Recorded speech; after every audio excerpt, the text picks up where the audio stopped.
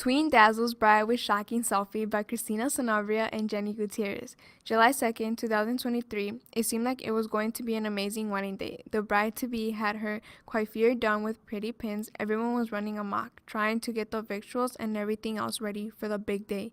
Guests were ready to carouse with enthusiasm. Preparing in her dressing room, the usually diffident bride capriciously picked up her fiance's phone, which rang cacophonously on the table beside her. It was her best friend Veronica. Veronica thought she was talking to the bride's fiance and said, "Meet me on the second floor next to the elevator." The vexed bride bristled. "What an oaf. I am about to get married. I am too dynamic to get trapped into this marriage." With revenge on her mind, she ran amok to find her twin niece and asked her to catch the insolent couple in the act. The twin, armed with her phone, commented, There they were. When I saw them, my heart stopped. My face was agog. I thought it was just a delusion. But the photos proved guilt. Once given the pictures, the bride regretted ever meeting her fiancé because of her mendacious he was. Finally, with great braggadocio, she hooked up her phone to the giant screen outside and showed everyone. What an oaf he really was in the end. Everyone got what they deserved. Blind Mistress Stabs Cheating Lover by Sarah Higgins and Nick Wardasani. March 22nd, 2017. A blind woman was found abrasively stabbing her discordant lover. This was reportedly seen at their home in Bloomingdale, Illinois. Local teacher Alan Sparks appeared vexed and agog, gesticulating wildly. He bristled. "I have never been so frightened before. It's like this insolent act just came out of the blue." After further questioning of the mistress, the capricious lover was abrasively cheating on the mistress. She screamed, "I had no restraint. I couldn't see it coming. I needed to smell his seeping blood. How dare he?" Police stolidly questioned, "Why in the world would you think stabbing someone would be a good idea?" With no answer and an air of insolence. The blind woman was aggressed to a waiting squad car. Last seen, the blind cheating mistress was trying to find her way to the car with great fortitude. I hope. Hero Baby Beats Up Bully by Savan Siadian and Philip Edstrom. September 12, 2002.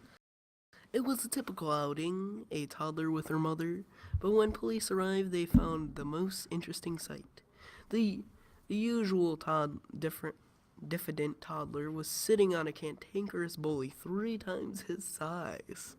Apparently, the bully had egressed into the street, causing the toddler great vexation.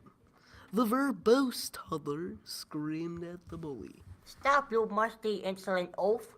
Stop picking on him. If you don't, I will use my baby reflexes to restrain you and leave you seeping with blood."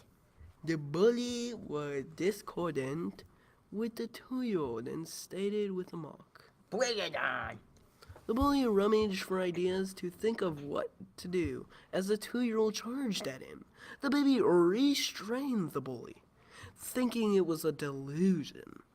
Dramatically screamed for help, causing cacophonious scene.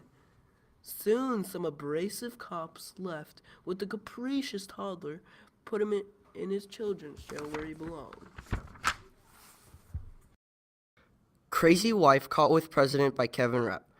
August 4, 2017, in Warwick, New York, a crazy blonde New York wife, Ashley Schweber, was caught with the leader of the free world, Donald Trump, at his most recent press conference. While President Trump was giving his Roe v. Wade abortion stance, he became agog when he saw a discordant woman stand up, verbose and insolent. She ran amok in the press room.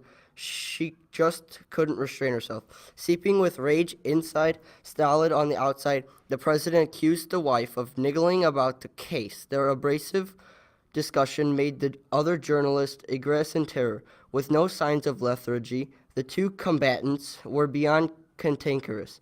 Police and press cautiously seeped into the room. Hearing dynamic chatter, one policeman demanded, "What is this driveling?" They finally got to the president.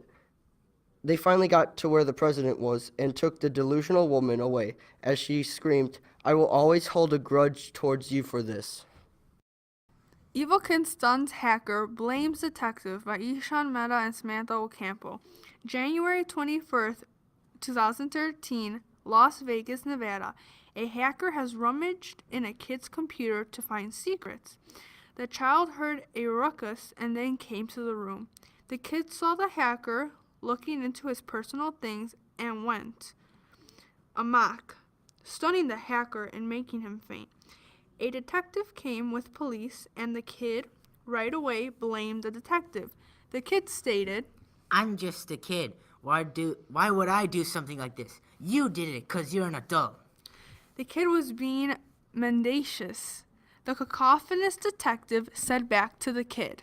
"But I just came to this house." The evil kid just said again. "But you're an adult. A kid can't hold a stunner." The detective was quiet, vexed at the kid. But before the police and detective came to the house, the kid hid his stunner very well. "I don't even have a stunner. You can even check the whole house. So how would I knock him out? And I don't have any strength to punch him. But look, you have a stunner in your pocket." The detective looked in his pocket and saw the stunner. The detective looked at the body and then finally realized his oath. The detective wondered why he was accusing a kid of knocking out a hacker. The detective and the police took the body and then egressed out of the house. The kid and detective were both insolent. The news about this said that the kid had a delusion of escaping from being in trouble. The kid and the detective were looking at each other with disapprobation, but still caught the criminal, even though the kid stunned him. Robot Falls for Cop by Charmi Patel, April 1st, 2016. On the morning of March 31st, an Asuncion robot was found happily rolling down Wall Street, patrolling the cacophonous business district, a proxy for the previous, more diffident robot who has been too lethargic. This robot, E.T., was agog when he saw the nearby fountain seeping water out. That was too bad for the little robot. "I was just trying to help," E.T. said as he approached the fountain. He tried averting the water because he was not waterproof. He was so traumatized. Capriciously, he continued through the water. The grudge that he had was unforgivable, and he needed many repairs.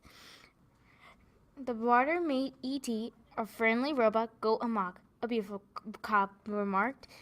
And just like that, E.T. smiled, and feeling a gust of insouciance, as if Cupid himself had struck an arrow through his heart, fell in love with her.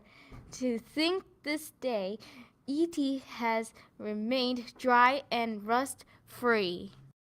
Spoiled Starlet Falls for Handsome Bouncer by Om Patel and Jay Schmal. March 22nd, 2017, in the late hours of the night, at the Starlight Hotel, Las Vegas, Nevada.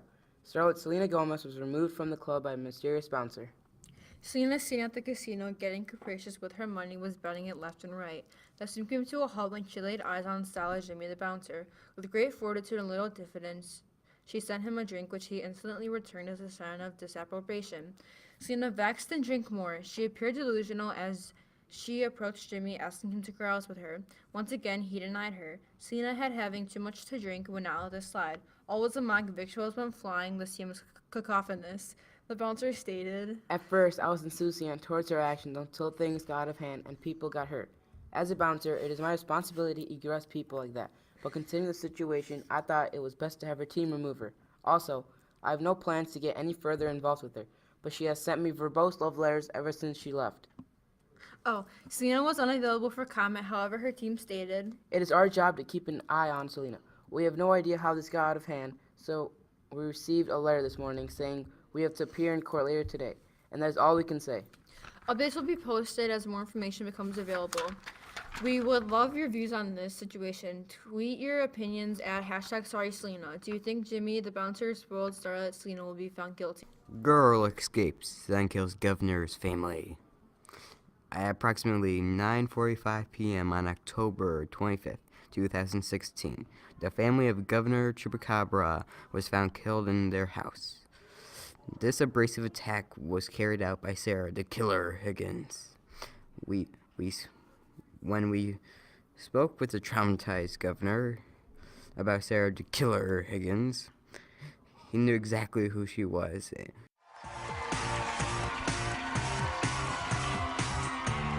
Hi, everyone. Welcome to L. I'm Sarah. And if you're wondering, that's S-A-R-A with no H, because H's are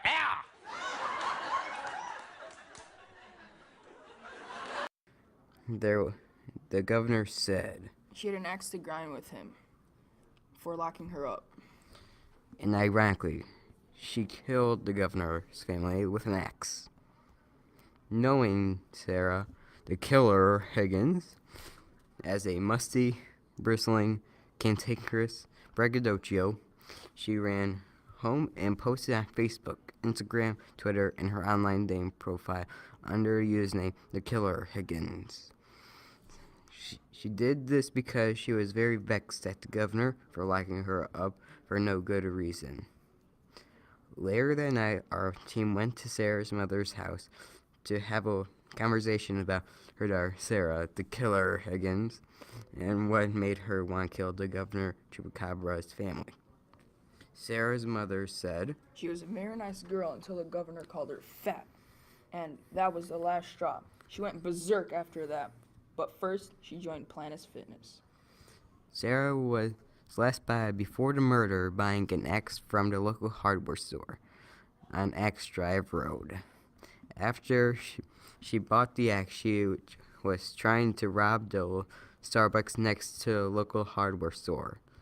Then she broke into the governor's house and went amok.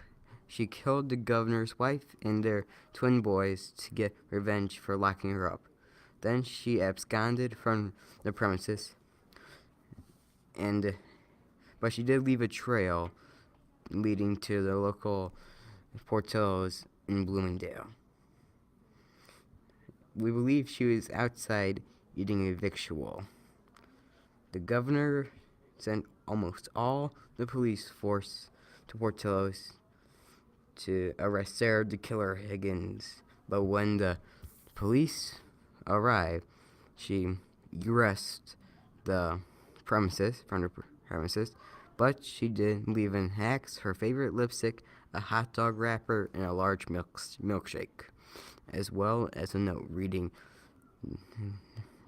that said, "I'm moving to Canada. See you later, suckers." And she is still on the loose to this very day, roaming the parts of northern Canada. And she is still on the loose to this very day, roaming the parts of northern Canada. In the events of today, a strange event has occurred. During the parade celebrating heroes, a very vexing man had been impersonating one of our very beloved superheroes, Captain America. During this, the superhero himself had only one thing to say about the actions that the impersonator had done. The insolence of this man was very disapprobation, and I would never have been that insouciant of my responsibilities. The actions that the impersonator had done that had everybody agog was that he had attacked another person randomly walking through the streets. One thing that the person had to say was, "I had no idea what was going on. I was going for a walk towards the parade when suddenly a cantankerous man dressed in a ridiculous costume attacked me. While we were talking to the man that had been attacked, he seemed shaken up. When we asked people that had been around for the fight, they had said the fight was very cacophonous. During the process of the fake Captain America attacking the man, several people came to help the man and pray the imposter off of his victim. While the authorities were taking the man into their custody, we were able to ask him what he was thinking. He said, I was trying to take the bad guy down, but you guys stopped me. All I wanted to be was obsequious and to save people. He said to us, obviously this guy was delusional and mendacious. Crazy wife caught with the president. The other side. September 6, 2017. Crazy blonde New York wife Ashley Schreiber is caught with the leader of the free world. Donald Trump was given a Roe versus Wade abortion stance. He was agog when a discordant woman stood up off her chair and she was verbosing. She was very insolent to the president. The president was agog and was very stolid. She was now making a mock environment in the press room. She just couldn't restrain herself. At this point, they were niggling about the case. They were verbosing the whole afternoon, and then when they finished, the cantankerous argument then proceeded, and they had gone all day and did not bother to stop. When they took their break, they finally said their stances, and they apologized for the discordant and insolent way they acted. They made a rummage of a mess in the conference room, and when they egressed the establishment, the president said, I could not restrain her at any point in time. I had a drivel of a time. Sobbing Sister Can't Wait for Hot TV Model by Eric Torres and Jacob Lowing. December 31st, 1977. Teresa Bacardi hit Michael Bacardi, a very famous TV model, because they got in a fight about why Michael was absconding to California. It all started when they were at the dinner table full of victuals that the cameraman, Colin Pion, brought for everybody. Michael said in an abrasive tone, I am moving to California. But that delusional drivel made Teresa hold a grudge against him. With little restraint and lots of cacophony, discordance and bristling disapprobation, Michael egressed onto the floor. Teresa said, I didn't mean to hit him that hard. A lot of people were saying she was being mendacious, but she really didn't mean to hit him hard. We interviewed Michael in the hospital. She broke my nose and almost shattered my jaw, and I'm not paying my bill, Michael said cantankerously. We then interviewed Teresa, and she said in a traumatic tone, and she niggled to the camera, but I didn't mean to hit him that hard. Okay.